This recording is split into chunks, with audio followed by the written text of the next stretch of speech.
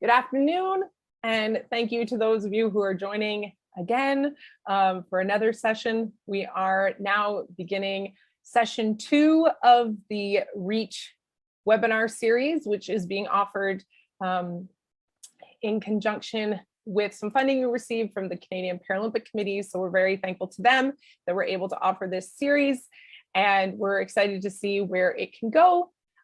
This series was started based on a survey that was done in the winter months about the capacity for clubs and coaches working with paraswimmers in Ontario, and what were some of the barriers or questions that people had. And so from that survey, we decided to put on this webinar series. And so basically we're here to answer questions. So if you have them, by all means, please ask, put them in the chat. Or if something comes to you after today, before the next session, and you want to have an answer to a question, by all means, email it to myself. I will have my email at the end of the presentation today. We want to really make sure that this series is hitting on the questions that people have, and not just those that already have experience working with paraswimmers, but especially for those who don't. We know that, the unknown is always a little bit scary. And so if we can alleviate some of that discomfort by answering questions before people even work with their first athlete, we'd like to do that. And as well, I am always around and available to answer questions at any time about anything that you may have regarding paraswimming. So please do not hesitate to reach out, and I will get the presentation started. So today we are talking about becoming para-ready. So why I love the title of this is it's an action. We are becoming prepared. It's not an end destination that we are going to miraculously arrive at and everything will be perfect and we will never have any questions again. So this is something that is active and ongoing. And so really glad that this is something that we are going to discuss early in this series, as I think that it'll lay out very well for all of us where this series is going.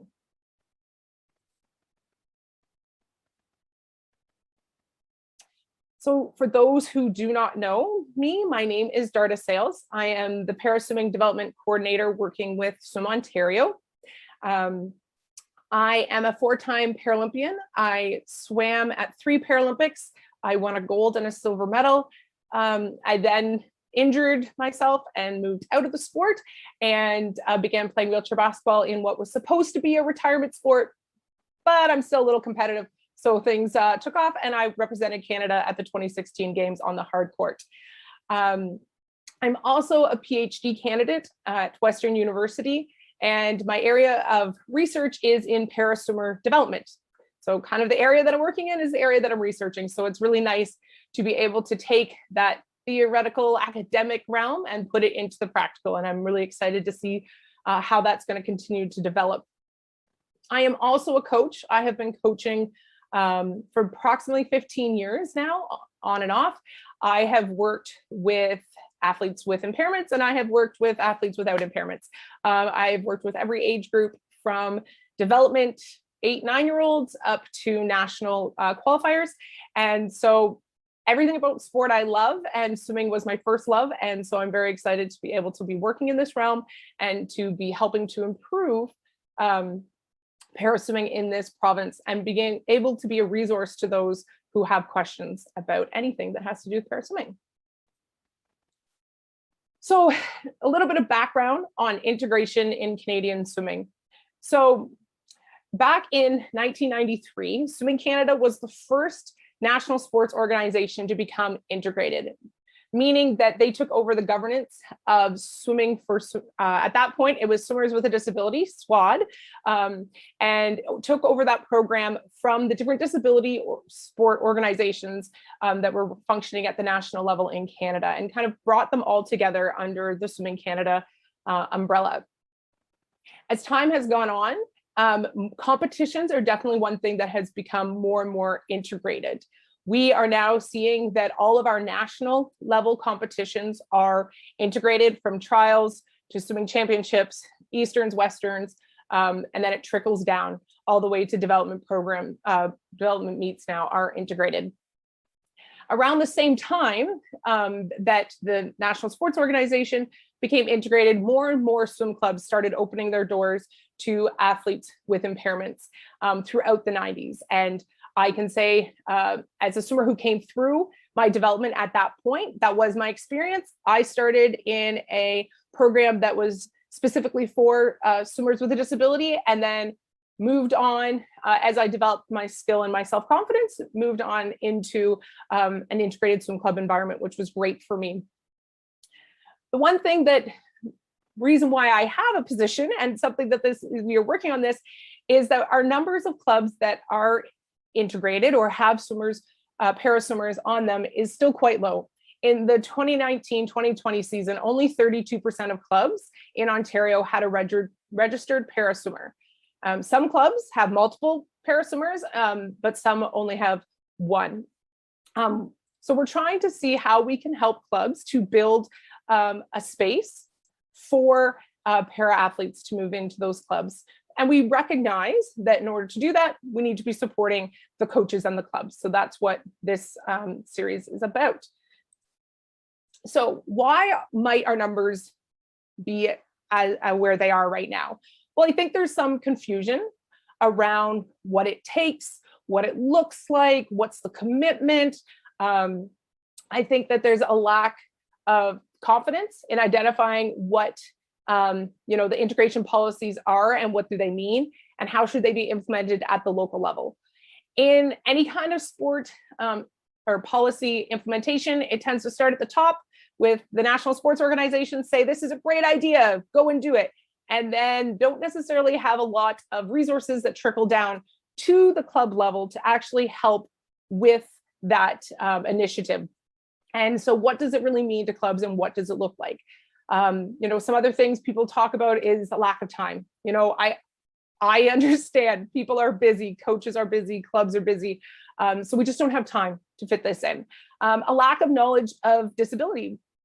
And that's fair and legitimate. We use the term disability to really encompass a lot of things.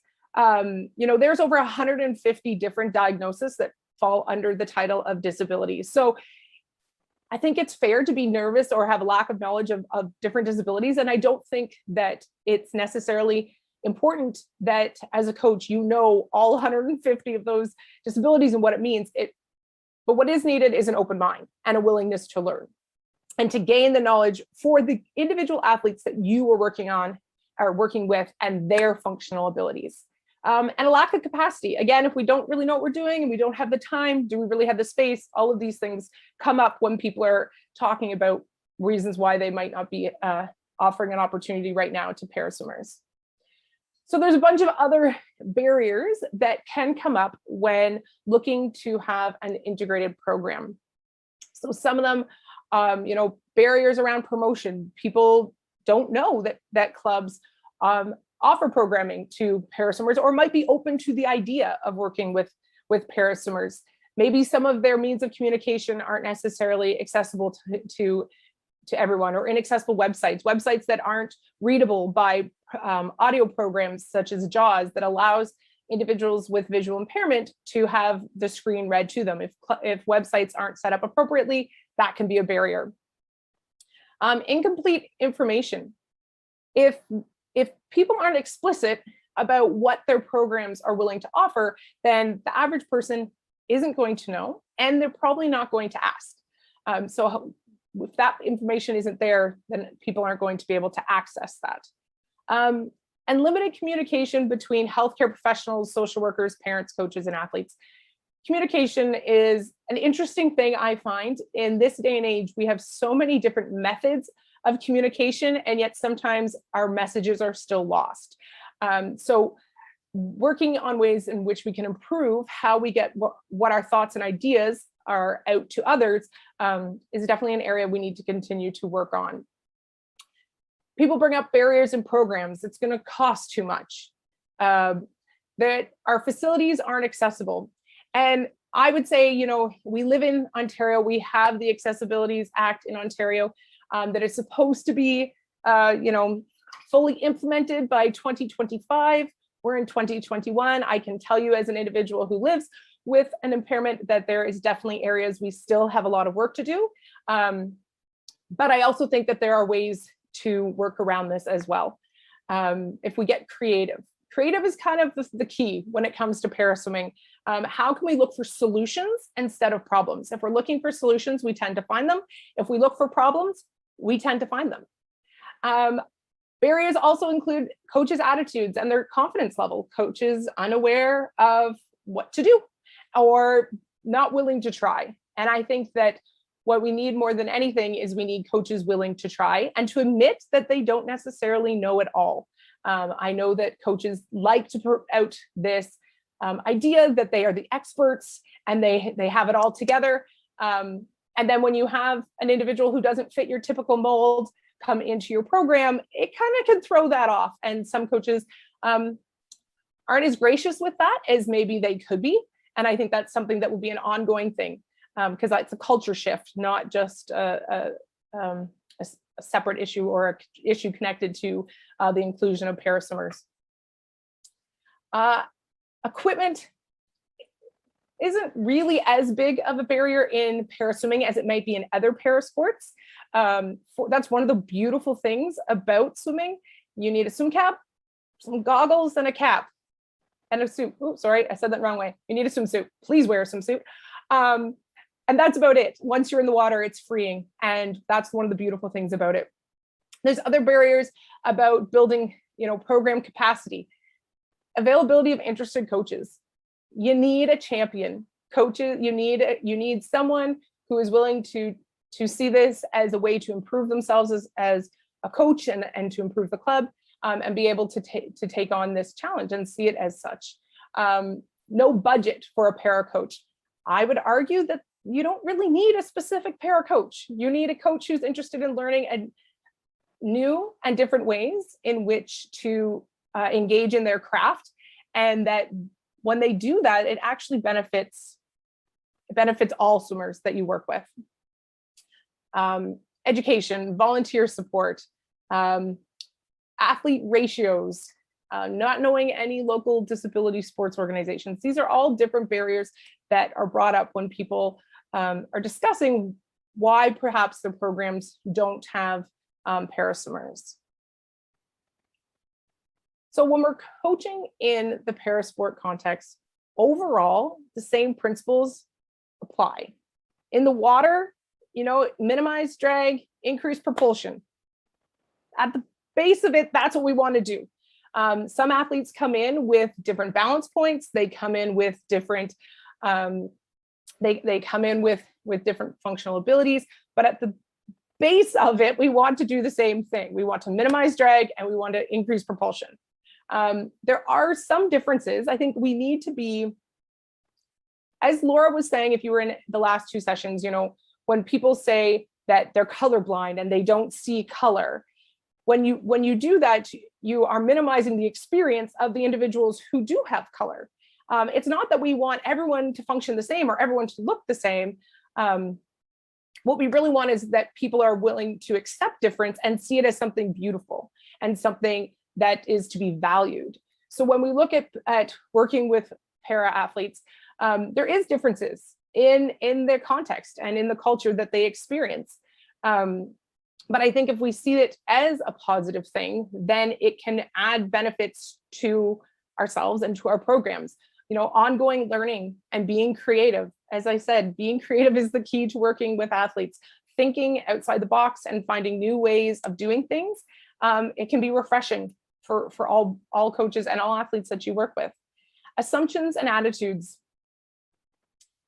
This is one of the biggest barriers for individuals with impairments, is attitudes and assumptions that people have about you simply based on the look of you. In Laura's session, she talked about box and how you only see the front of it. And unfortunately, that is all we typically see of anyone. But for people with especially impairments that you are visual, that you can see, there's a lot of assumptions that are made just by looking at a person. I can speak from my own experiences.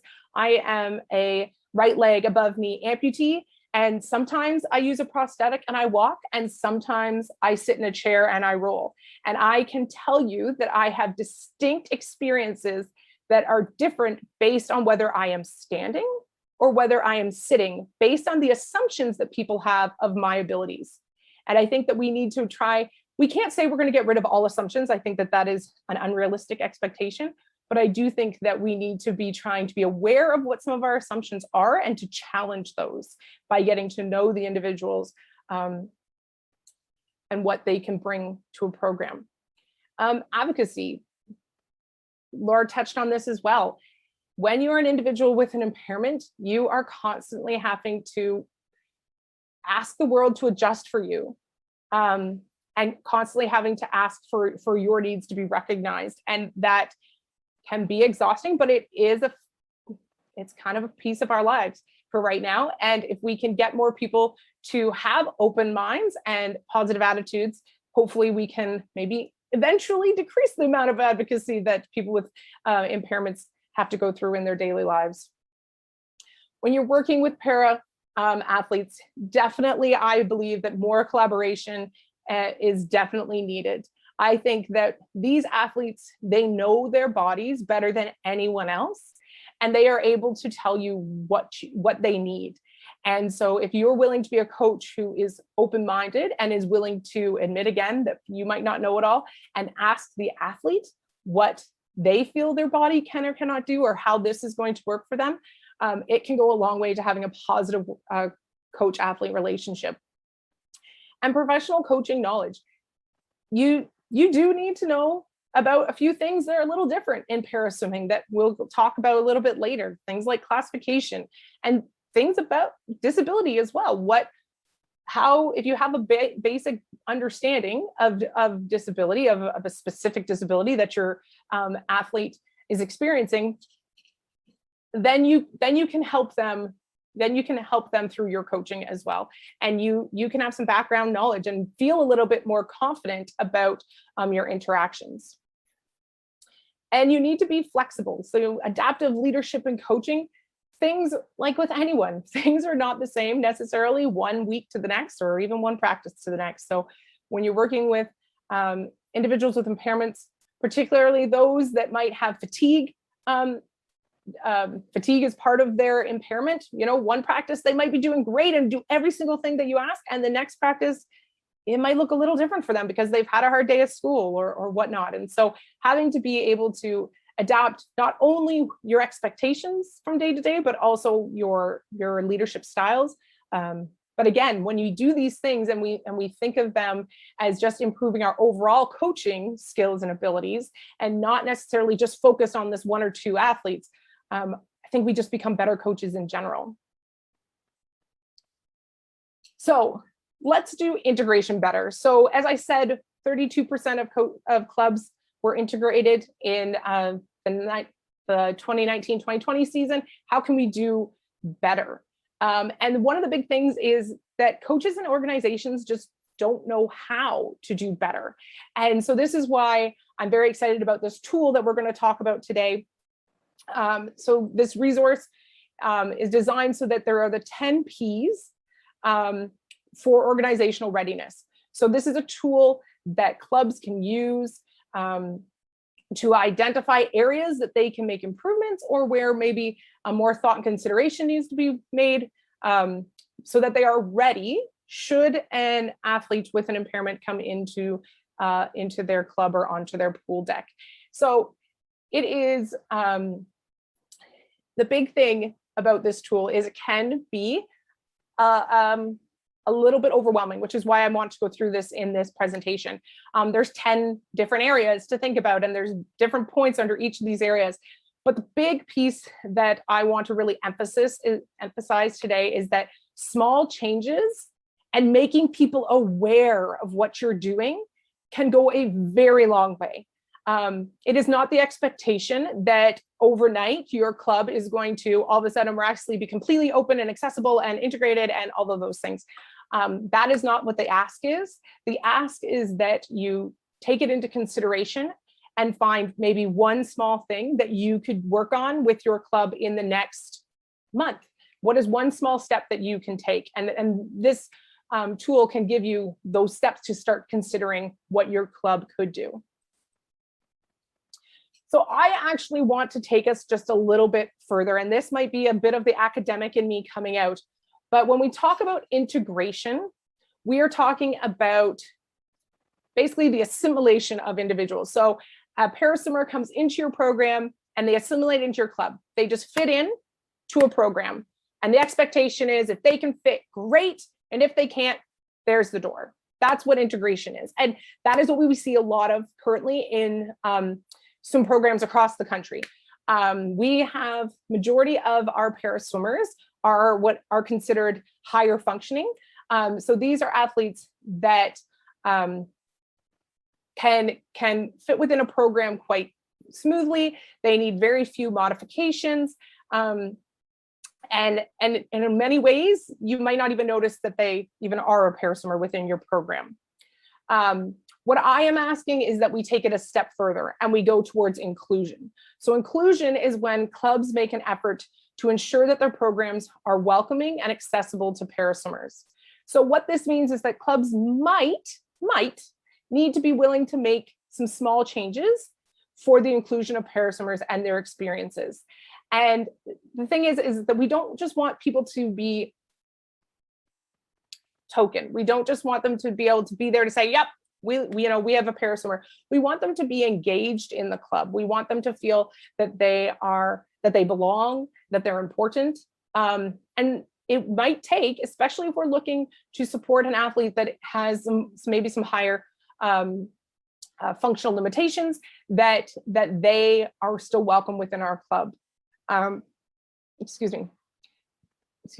So that is what I'm going for, is inclusion. I'll start with integration, but I think that we've got that a little bit under our belts. I think that we need to make a shift even farther, and we need to be going towards that inclusion of having people come in and feel welcome within their programs. And this will take a culture shift. It will, again, be a point where we need to be okay with not being the experts, with realizing we might need to look outside ourselves to find answers. We might need to ask our swimmers, we might need to ask their parents, but overall we need to have a willingness to try, and people will so appreciate that willingness, and they'll be okay if you're not the experts. So when we're talking about this tool, about trying to be get organizational readiness, and what does that really mean? Well, there's kind of two parts. There's organizational capacity, which is being creative with the resources that you do have to achieve and help others achieve better inclusion. So, we talked about all those barriers before, went through that list: program barriers, promotional barriers, facility barriers, all these things. But again, that's when we're looking for problems. We want to be solution focused. So what do we have that would help us achieve our goal of being more inclusive? Then there's organizational readiness. And that I think it's fair that some clubs, maybe they've had paraswimmers in the past, or they currently do, and opening the doors to more is a no-brainer. It's easy, we've already done it. Whereas for some others, maybe there's some more steps that they need to take. Maybe there's more of a cultural shift that needs to happen within the club in order to get there. And that's okay. I think the main thing we need to do is we need to be open to the idea of change. And I think that that's something that even outside of paraswimming, I think just in general, we're seeing more and more of a shift for more diversity within our swim programs.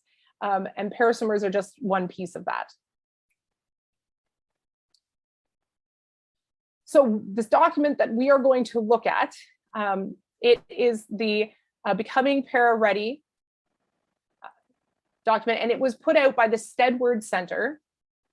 I'm going to put in the chat, I'm going to give you the link where you can find this document. So this document right here, it gives you the 10 Ps of a Paraready program. So these are 10 areas that you can look at within your program, 10 different ways that you can get prepared to work with athletes with impairments before they show up in your programs. First, being proactive. realizing that this is going to take steps and that you need to do things to make your program welcoming. You're doing that because you're here. So there you go. You've already done a P. Give yourself a check mark. That's great. You've made a first step, and that's awesome. Next is prioritize. So consider how your program will foster the key concepts that underpin quality participation. And we'll go through each of these P's more, because there's also a checklist that goes along with this, and that's the piece that I really want to talk about today. There's policy things, promotion, programming. We're going to have to think about programming if we're going to have people come into our clubs. What is that going to look like for them? What type of opportunities do we have to offer? What do we need to consider in offering some opportunities? People. We are a service organization at the heart of swim clubs. So that's people that we are working with and people that are our biggest resource. So what kind of people do we need in order to have a successful paraswimming program? Place. So this is, thinking about your facility and what that might look like. Also thinking about other venues that you might visit, things like that. Pathway. I cannot stress this enough. Not all para athletes will become Paralympians. I personally struggle with the terminology that they've switched things to being para swimmers, because I think that it adds confusion to an already kind of confusing thing when we're thinking of the Paralympics and the Olympics and all of that.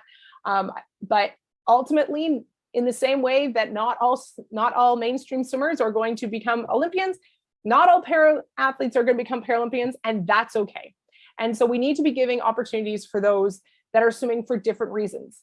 We have swimmers within our mainstream programming that are looking for, they're looking to qualify for their first provincials, and that's their goal, and that's fantastic, and that's great. And we need to have that kind of same mentality when it comes to working with para athletes. Sport is supposed to be fun at the heart and core of it. And so that should ultimately be the goal for para swimmers as well. Price, always got to talk money, makes the world go round in some ways, unfortunately. So that is a piece that we need to talk about, and partnerships. So these are the 10 Ps. So along with this document, the Stedford Center also put out a Becoming Paraready checklist. And so what this checklist does is that it gives you some more practical steps or things that you can consider when you are looking to have a program. So again, I've put this into the chat. So these links will take you right to these resources. You can download them. They are free of charge. The Stedford Center is the Center for Personal and Physical Achievement. And they are very involved in physical activity for individuals with impairments.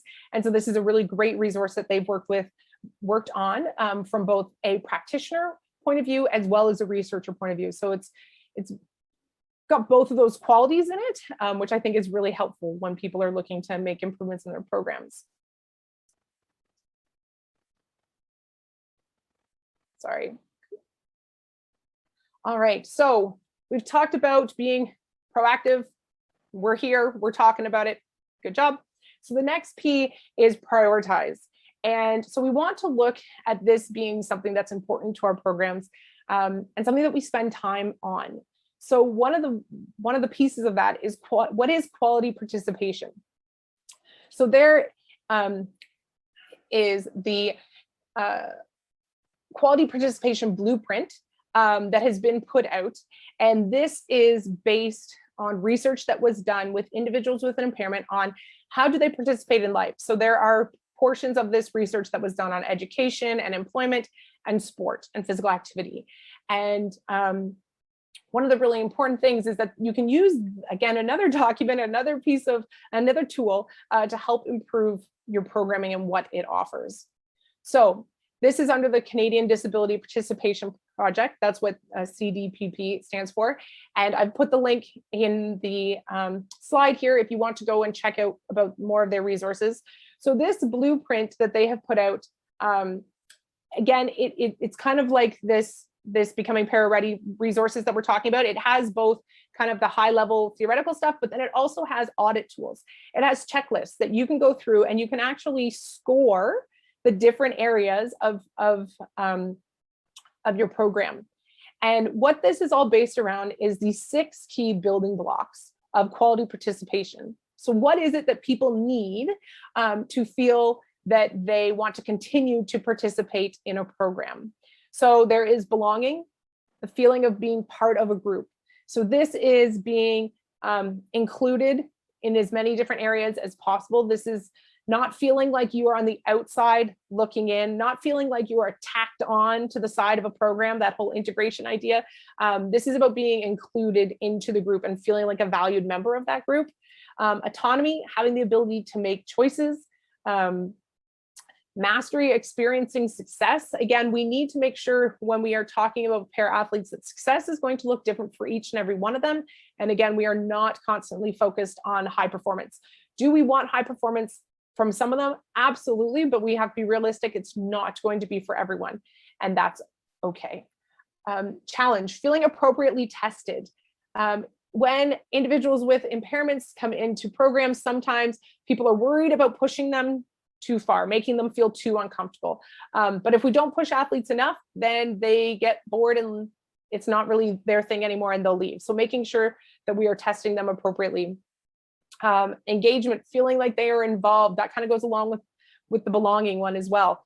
Wanting to feel that you are valued and that you have an active role within the group. And meaning, making it matter to them. Again, if you're tacked on the side, it's just not, it's not going to be significant enough in your life for you to stick around. So this is a great document that you can get and go through. I could have done a whole other presentation on just this tool. So this is where I'm going to leave this. If you want more information or you have questions, feel free to let me know. I have contacts with the people who developed this tool, and I'd be happy to, you know, if that's something in the future people would be interested in, we could have them come present on this tool as well on how we can be ensuring that we have quality programming for all of our athletes. So next on this checklist is policies. So having a para inclusion statement. And this is a public record that expresses that the program's dedication to para inclusion. And this needs to be visible. It needs to be where people can see it easily. So, you know, on websites where people, that's where people are looking nowadays. That's where people are finding out about programs is searching websites, doing Google searches. We want to make sure that we have it on there nice and clear. And also you want to say how you will do this. You want to be specific. So here is a really short example on here. So Joe's Parasport Club is committed to providing programming to all athletes experiencing disability in our community. So that's a really generic one that comes with this checklist. I took this a step further because I wanted to see what was actually happening in our community. So I did a quick, some quick Google searches myself. And this is what I found. I will preface this by saying that my search was not exhaustive. I did not look at all 100+ clubs that are registered with SUM Ontario. I probably looked about 15, and these were the ones that stood out to me. So I'm just gonna preface that. If your club has one of these statements, awesome, that's great. I'd love to actually hear and read what it is. If you have a statement on your website, you could even put it into the chat what your website is. I will check those out. I would love to know the clubs that are making it really known what they're open to, what type of individuals they're open to working with. So the one that I found that was most prominent of the websites that I looked at was GHAC's website. And on their front page, their main page of their website, it says, our team is a year-round competitive swim team offering high quality professional coaching and technique instruction for all ages and abilities. That's really broad, but it also lets people know that at least potentially this is a place to start. So I love that this was on the front of their website homepage. When I looked a little deeper, I went to their mission statement and their overview. In their overview, it stated that they will welcome participants from all walks of life, varying swimming abilities, including paraswimming.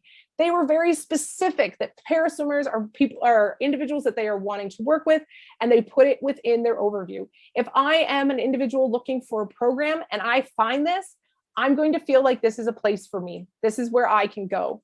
And people are going to be at least willing to work with me to see whether I can fit in and what that's going to look like. Another website that I found that also had a statement was the London Aquatic Club. And this was in their mission statement. So you had to click through to their About Us. And so it was kind of a page back. So what it had is the goal of the London Aquatic Club is to develop, support, and promote competitive swimming for all ages and abilities in a positive, caring, and safe environment. These are great statements to begin with. If there is something that you specifically think that you are comfortable, if there's individuals that you think that you are specifically comfortable working with, I also want to tell you it's okay to be specific as well. If at this point you feel that maybe you have a coach that has experience working with individuals with intellectual impairments, so you can state that, we are open to working with individuals with intellectual impairments. Or, maybe you have experience working with individuals with visual impairments. You can be specific if that's where your comfort level is for now. I preface this with the for now. We want to make sure that we are constantly trying to be better and to offer more. And so if that's where to start for you works, then start there and state that to people. People will appreciate that, and people will understand that as well. And so I really think that that's something we need to be aware of as well. Is broad statements are great. It's a place to start. And if you mean all abilities, put all abilities on there. If for you right now that doesn't quite fit, that's okay too. So next we come to promotion, and I'm not going to spend too much time on here because we are going to have an entire presentation on this. Our next presentation, our next webinar series, Promote and Connect, is happening on October 6th at 7 p.m. And it is going to be focused on promotion and making connections in community. And how do we get a paraswimmer to know about our program, and how do we get our first paraswimmer on our pool deck? So that's what's going to be discussed in that session. So some of the overall areas that you can think about is your website accessibility. There are resources out there to check and see if your website is accessible, if it meets the requirements, if an text reader can read the site. That's really important, especially for individuals with visual impairment, to be able to access the information on your page. So these are things that you can look into and might not be too expensive or too cumbersome to be able to do. It can be a baby step forward. Key content, again, want to make sure it's clear on your website that you are supporting athletes with impairments. And again, it states right here, as I said earlier, be clear about which disability groups your program is capable of supporting. As I said, it's okay if it's not everybody all at once. Baby steps are what we're looking for. Social media and emails, making sure again that what you're posting on social media targets the individuals that you're going for. If you decide in your club that you want to put a focus on building more space for our athletes with impairments to come on in, then put that out there on social media. Let it be known.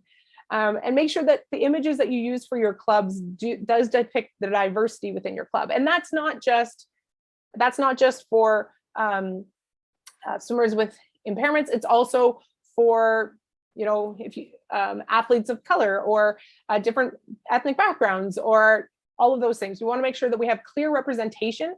Representation is so key because that's the first thing that people are going to see is these pictures on your website or on your social media. And people want to be able to say that, oh yeah, like that does look like me. Like maybe I can connect in there. Maybe there will be someone who connects with me on my life experiences. So you want to make sure that that's as diverse as possible as well. And also with awareness. So different strategies on how you can attract new athletes.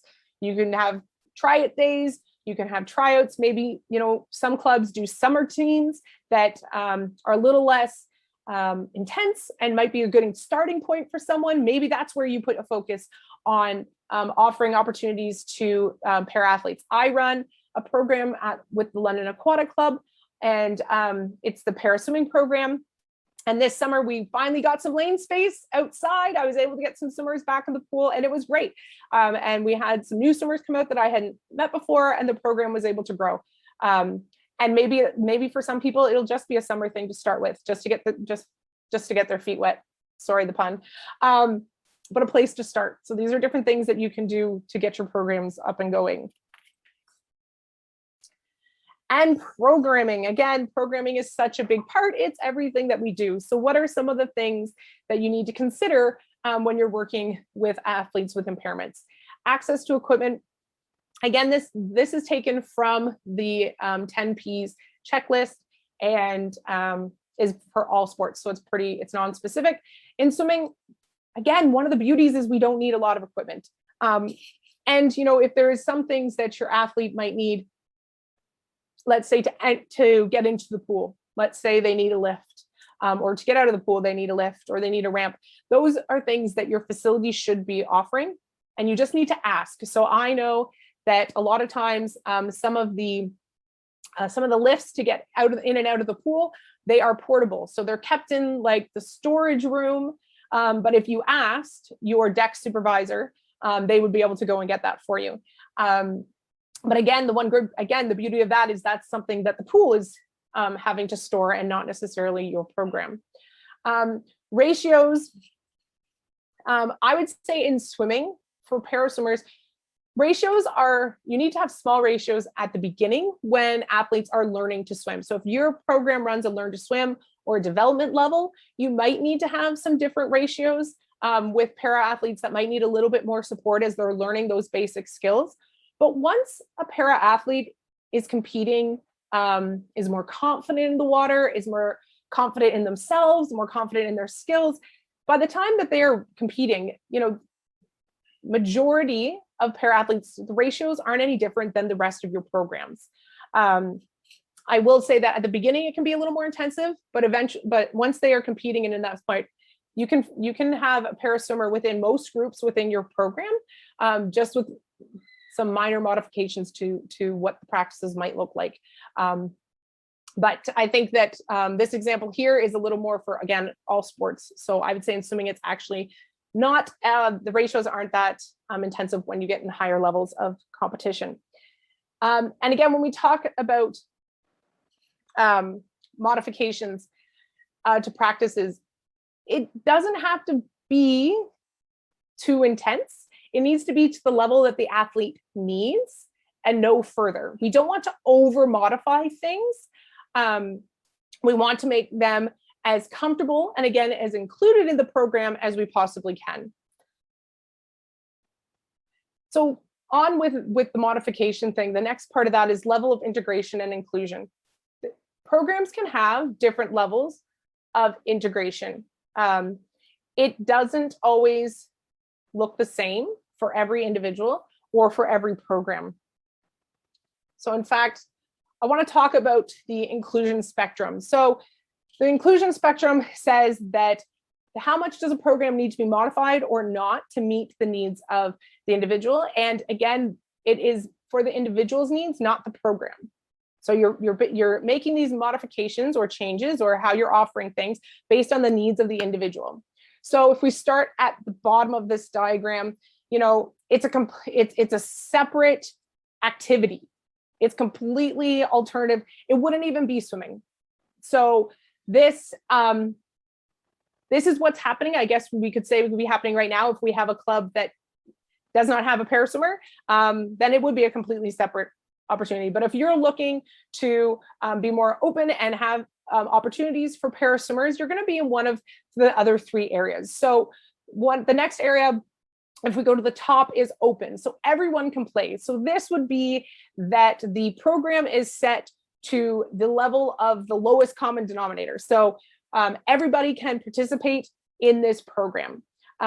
This would be if you have a paraswimmer and you are, at the development kind of level, or this is also if you have a paraswimmer who I would consider like higher functioning, like classifications like 9 and 10, 14 and 12, or sorry, 13 and 14, like those programs, you would build your program and they would come in and they would fit within the program and away you would go. Next is modified. So these are changes to the program so that people can be included. So this would be when you would be modifying your practices to have athletes with impairments taking place. So speaking for myself, when I was training, when I was swimming, I was at S9. And when I trained, the biggest modification that was made for me was when it was a specific kick set, I wore a fin. So that was the modification for me to be able to participate. Sometimes we might need to change pace times or distances. So, maybe your swimmer, instead of doing 10 100s, they do 8 on a slightly slower pace time. So things that aren't all that different, and they can fit well within what's happening with the rest of your group. Then we slide over to parallel ability groups. So this is really how most clubs are splitting up their groups these days. So, within your program, you have, maybe some groups are all based on age as you move through. But I think we also have groups based on ability. You might have a teenage group. Most of your swimmers are 14 to 18 and they're national level. And then you might have a group right under them that is also 14, or beside them, I should say, that's 14 to 18 that is aiming for provincials. And then you might even have another group that's that same age group, but they're aiming for regionals. And so a parallel group would be having a para program. So with the London Aquatic Club, I run a para swimming program. So I have swimmers in this program that are looking to build their confidence and their skills to the point where they are confident in moving into another group within the London Aquatic Club. I also have some swimmers in this program who this is where they want to stay. This is where they feel comfortable, and this is where they will continue. And it works. Does every swim club need to have a para swimming program? Absolutely not. And that's certainly not where I would ask any club to start. We want to start by having one swimmer come in and be in an open program or be in a modified program and move from there. And then if you get en masse and you think that you want to offer a parallel group, great, but it's not necessarily where we need to start from. So the para readiness checklist moves on and it talks about people. And it specifically mentions coach education and coaches taking extra courses on working with athletes with impairments. And there are a few programs that are offered. So right now, because it is National Coaches Week, today, if you go on coach.ca, you can take the Coaching Athletes with Disabilities module for free. Right now, I know that it's supposed to be cut off is today, but sometimes they extend it past National Coaches Week. But if you're really interested, jump in today, it's free. And then Swimming Canada also has an Introduction to Para Swimming e-module. I believe it's $15. You can get to that on Swimming Canada's website. So those are some of the coach education programs modules that are available for swimming specifically. Now, the other 3 groups are my add-ins. So these were not on the checklist, but these are people that I think we also need to be making sure that we are addressing. Oh, thank you. Lindsay has put in the chat the Swimming Canada module. So if you want to check that out, it's right there. So we have, I think, a champion. If you have a champion in your club, someone who is motivated to support the inclusion of para athletes, and that doesn't necessarily have to be a coach. If it's a coach, that's great, but it can be someone on your board. It can be a parent. It could be someone willing to volunteer, whatever that looks like. But someone who sees this as being valuable and important can really help move things forward. So I think that that's very important. Volunteers. Again, if you, like I was saying earlier, at the early stages of athlete development, you have higher ratios that are needed. When athletes are learning to swim, asking your high school swimmers, I mean, they need their 40 hours of volunteer work, and it would be in the pool where they're already comfortable. So I know for my program in the past, I've got some of our high school athletes to come over and help me out with the program, and they've loved it. And it's looked great for them for their volunteering hours. It looks great on their resumes. And it really gives them a different perspective on swimming and what that can look like. And I also think we do need to address all members of a club. We need to have a culture of inclusion. And that is going to be cultivated from the top, from our boards of our clubs, from our coaches. I'm seeing this as important and providing opportunities to talk about what equity, diversity, and inclusion looks like. And maybe even providing opportunities for training or or presentations. I know that Laura's earlier presentations, those will be available on Swim Ontario's website. And so that could be something that you use. Maybe you show that to your swimmers on a dry land session one day early in the season when you're looking for different topics you want to talk about cultivating culture within your groups. That could be a good place to start. So I think it's a little bit more than just coaches, in my opinion. And so these are some of the other areas that I think we need to be discussing when we talk about people on this checklist. Places. So this is about doing basically a scan of your environment and seeing if it's accessible, and if it's not, if there's things that you recognize that could be improved, talking to your facility about what that can look like. This is also, a safety thing, as Laura talked about in the earlier session about about curb cuts. Curb cuts went in and it helped everybody. So how can we make our buildings more accessible? And when you do look around your building, you want to let other people know that your buildings are accessible. And if that accessibility is not the front door, then you especially need to be letting them know on your website, in your communications, what that accessibility looks like. If they need to use the entrance, around the back, that needs to be pointed out to them, because if not, if I show up at your program and I'm in my wheelchair and I can't get in the front door, I'm not necessarily going to be encouraged to go look for where the entrance is. So being upfront, having that on your website, something that people can see and understand. Taking pictures doesn't take long. We all walk around with cameras in our pockets now on our phones, taking a few pictures of what the accessibility features are of your facilities can also help people see what they're getting into, seeing that it's a welcoming place for them, seeing that it's been thought through what they might need coming into this space. You also need to be doing a little bit of research about your competition venues. So hopefully we're returning to racing, right? We're all getting excited about that. We're going to be traveling again to new pools and new hotels when we are at away meets and things like that.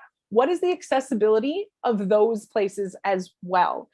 We want to make sure that if we are picking a hotel, that it is a hotel that has a working elevator, that it has a bathroom that has wide enough doors for, and if you have an athlete that uses a wheelchair or a walker, that they can get in and out of the bathrooms. And these are questions that you can ask when you call. You can call the other swim team and ask, what's your facility look like? Do you, is it going to work for my athletes? And I think that this might seem like a lot of things, additional things that you're thinking about, but once it becomes second nature, and maybe you have a checklist and you just kind of go through it real quick about the questions you're going to ask, it's something that you can just work into your habits and what you're doing when you're preparing for competition. Washrooms, again, always need to make sure that those are accessible. Again, these are conversations with your facility as well. If these are not easily identified, then this is a discussion with your facility about making, that signage where people can see it to make it easy for them to locate, and that type of thing. If there is accessible parking available, again, stating it for people, making it easy, and planning ahead on all things. Again, another piece that I want to also think about when you are traveling with your athletes is making sure that any restaurants, if you're going out to eat restaurants, that they're accessible, that they're easy for your athlete to get in and out of, especially at a swim meet. You want your swimmers at their best. You don't want them struggling with upstairs when that's not really their thing, or without curb cuts or those kind of things. So just thinking ahead can really mean a lot. Pathways. So pathways are an ongoing thing. I know that we have documents that are used to tell us what an athlete's pathway is, but I think we all know that even in mainstream swimming, it's not one straight pathway. There's so many different ways that people get into sport, move through sport, what that experience is. And we just want to make sure that we're supporting our athletes in whatever that pathway may look like for them. Part of that pathway is going to be classification. We want to make sure that when our athletes are ready, they go through the classification process. We don't want to push our athletes before they're ready for it. A level 1 classification is paperwork. That can also be very helpful because if your athletes are starting to go to even development meets, it can provide them with rule exemptions should they need them. So they're not getting disqualified all the time for, being an arm amp and not doing a 2-hand touch. Things like that. That can really help keep them motivated and not discouraged for being disqualified for things that they can't change. So level 1, I think, is really important. Level 2, your athletes need to have a level of competency that the classifiers can tell whether their limitations or their functional ability in the pool is due to their impairment, not lack of technique. So that's really something to keep in mind when you are working with athletes in classification. Now, classification is an ongoing thing, and that is why it is going to be one of our sessions for this REACH webinar series. That is session number 5. We are going to gain some clarification on classification, and that is on November 3rd at 7. So please come with your questions. Always appreciated.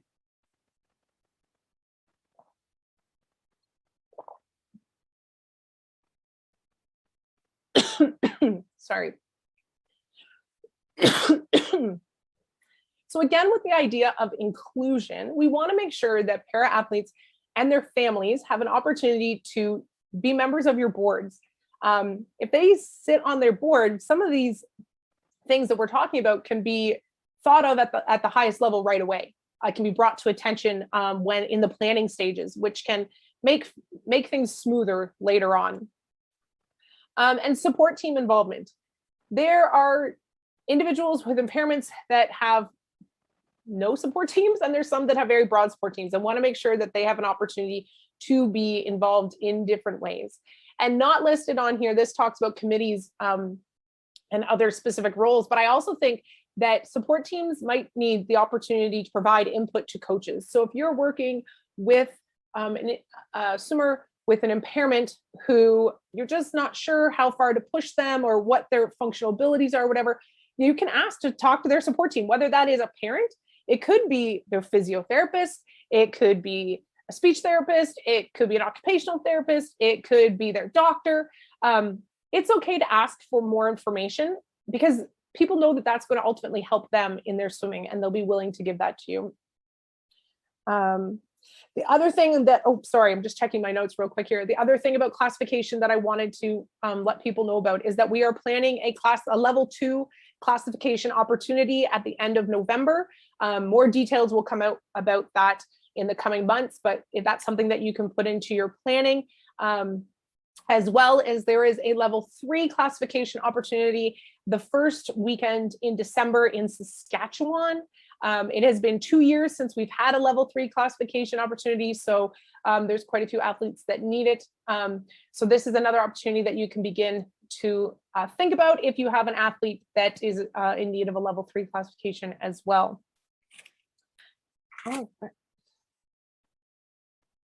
Price, that good old dollar sign that has such an impact in so many areas of our life, and of course it's going to on engagement of athletes as well. We want to keep prices reasonable. I think that one of the things that is not necessarily known is the cost of disability. There are day-to-day costs for individuals with impairments that are higher than for the average individual. I read one study that said the average is $750 a year additional for their living and living costs. But I've also read that it can be for some people, it doesn't cost them anything extra, and other people, the average can be up to $7,000 a year. So cost is a consideration. I think the one other thing though that I caution people on with this is that you don't want to make a first program, really inexpensive, and you get people really excited about swimming, and then you get them in the door and you give them this really low price, and then once they're excited and they're in and they've done one session, and all of a sudden the price doubles or triples because that's what the actual price is. I think we need to be careful with that. We want a realistic view for people of what swimming costs, and swimming does cost money. So wanting to have a balance in your pricing. There are different grants that are available. There's things such as Jumpstart, and they even have a para physical activity specific grant. The Canadian Paralympic Committee offers grants to different programs. So that would be more like club level grants. And municipalities sometimes give grants for physical activity. So that's something that you can also look into wherever you're living and seeing what potential opportunities are there. Again, this document, it talks about using your senior athletes as volunteer coaches. Again, gives them really good experience, something to put on a resume, as we all know is so important. And also collaborating, like I said, with facilities or with municipalities for some reduced rates. These are different things that you can look at. But again, really want to emphasize, don't underprice your program if you can't keep it there. And partnerships. Again, this is part of the next REACH webinar on October 6th at 7 p.m. Going to be talking about what kind of partnerships you can look at developing in your community. So disability sports organizations, finding out whether this is the local or provincial level sports organization, making connections with them, letting them know that your program is open and accepting of individuals with impairments, and letting them know where your program is, what time it happens, those types of basic things, lets them spread that to their member groups, and then can let people know that your program is there, and that's a place to start. Also, these organizations, they can help connect you to individuals with impairments, but they also can connect you to other groups. They can connect you to rehabilitation facilities or physiotherapists or occupational therapists, or to school boards or anything like that, where you can get it out there that your program is open and willing to work with athletes with impairments. And also other clubs. I know that there are some clubs that have quite a bit of experience working with paraswimmers, and I know that those coaches and those club members are willing to talk and tell you, what it looked like for them. What were some of the growing pains? Growing pains are going to happen. You're not going to get this right the very first time. As much as your heart is going to be in the right place, you're not going to get it right 100% of the time, and that's okay. But you can learn from other people, from what they went through, and maybe it can help you, take a few steps forward and maybe skip over some of those hurdles that might come your way. So using the people in this community as resources can be really helpful.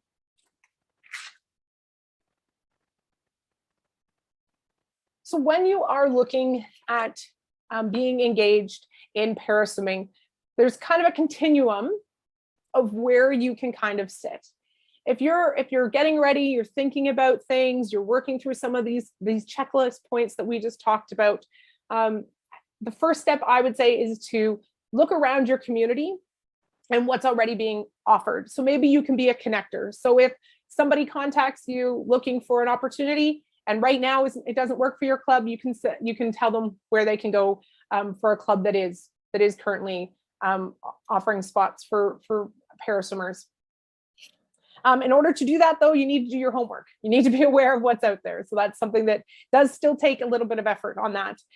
You can be a contributor. So you can provide resources to other programs. So for example, if there is a Special Olympics program in your community and you feel that you could give them some support in coaching, whether that's actual coaching on the deck, or whether it's providing some coach education to their coaches.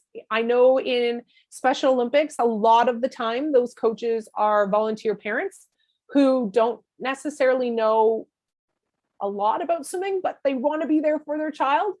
So you can support them in that. Maybe you can share pool time. There's different things like that you can work on with those other organizations in your community. Or you can be a collaborator. You can start, you can open your doors. You can make it known that your club is open and willing to work with paraswimmers.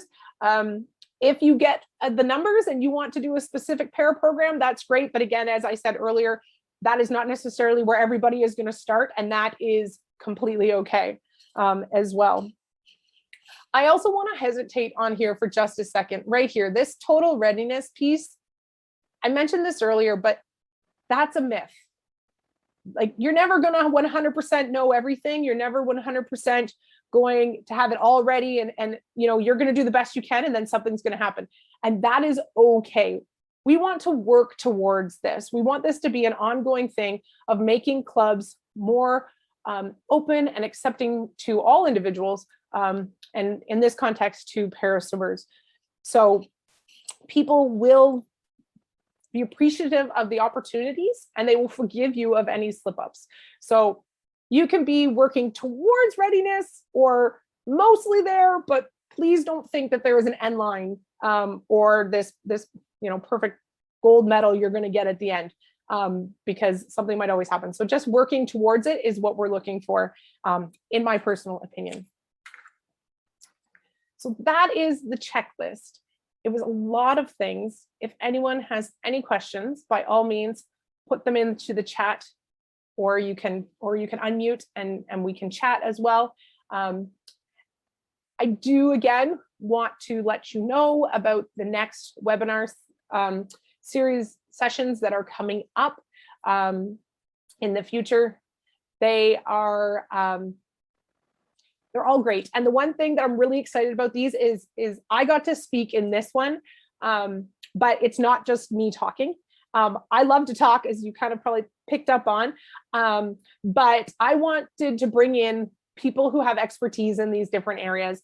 And so you could also hear from other people and get other experiences. So each of these has involvement from other people. So as I mentioned, number 3, promote and connect marketing and relationship building, that is being run by 2 individuals from the Center of Accessible Sport and Play. Dave and Franco are going to come and present. Their history is in soccer, and they have a program there that they've worked on with clubs to help them be more open and accepting, and what does that look like and how do they promote, and they're going to bring that into the swimming context. Franco was involved with a swim club actually in the Toronto area, so he has experience in swimming, so I'm really excited to hear what he has to say within the swim club context. Number 4, on October 20th at 1 p.m. is the how. So day-to-day programming. This is going to be a coach panel. There's going to be several different coaches that have varying levels of experience working with paraswimmers, and they are going to talk about what it looks like on the pool deck day to day. What does planning look like? What does the actual in water look like? What does dry land look like? So that panel is going to be asking questions. I'm going to be presenting questions to them. So by all means, if you have any questions about what the day-to-day programming looks like when you're working with paraswimmers, how does that work in a busy club? What is, whatever those questions might be, please send them my way and I will be asking them, or bring them with you that day and be prepared to ask. Number 5, gaining clarification explained on November 3rd at 7 p.m. We have Janet Dunn, who is the expert in classification in Canada. She has been involved in this for quite a long time, and she does classification from the domestic level all the way to the international level. And so she's going to come and answer our questions about that. And I know that myself, I am a classifier, I'm a technical classifier, and sometimes even I still have questions that I have to send to her. So if you have questions, by all means, bring them. Competition is number 6. We're going to be talking about considerations for coaches and officials, and we have 2 experienced officials. We have Charles Montpetit and Jeff Holmes, who are international experienced officials working in para-swimming competitions. They are going to be on. They are going to be telling us about their experiences, as well as talking to us about what competition looks like. What are things that officials need to be aware of? What are they looking for? And we're also going to have a coach on talking about what a competition looks like from a coach. What are some considerations when you're going to a swim meet? How do you prepare your athletes? Things like that. And then the last 2 sessions are about pathway. We talked briefly earlier in this presentation about how the pathway is so varied. And so when we have number 7 is going to be talking about the para coaching pathway, and we have Michelle Berube, who is the next gen coach from Swimming Canada. He is going to be discussing what the different coaching pathways might look like. What are the advantages? What are some of the challenges to being a para coach? If you're looking to advance in your career, what might that look like? And then finally, we're going to talk about the para athlete pathway.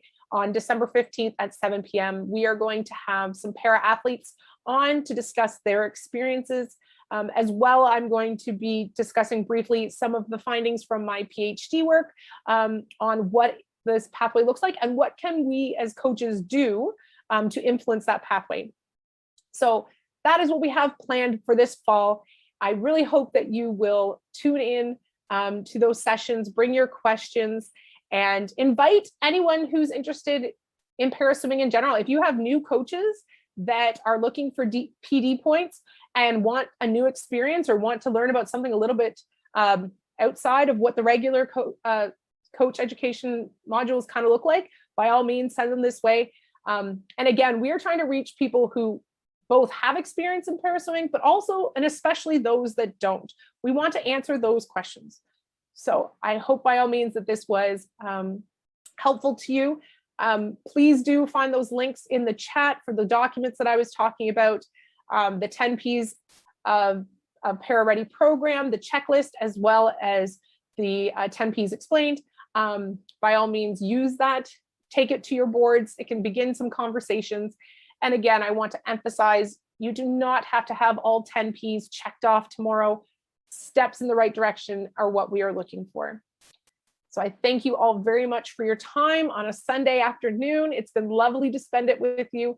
And if you have any questions, I will stick around for a few minutes. And if not, I hope you all have a great rest of your day.